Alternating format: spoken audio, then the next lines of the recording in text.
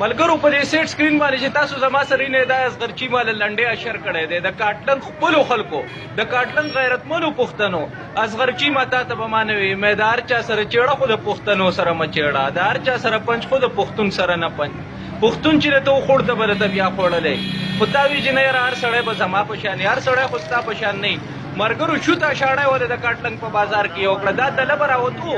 خو دی به د شپې راوتو او د شپې به تو په ړومبی ورځ باندې دی په رڼا کې د کاټلنګ بازار ته راووته او د کاټلنګ پښتنو چې ولید وی تا چاته 2 نمبر پښتانه ویلي دي او د دې سره په غرب جوړ شو نو داسې لنډې اشرې ولې وکړو که نه چې شو ته شاړی ولې یې وکړې دي بیا پولیس رالو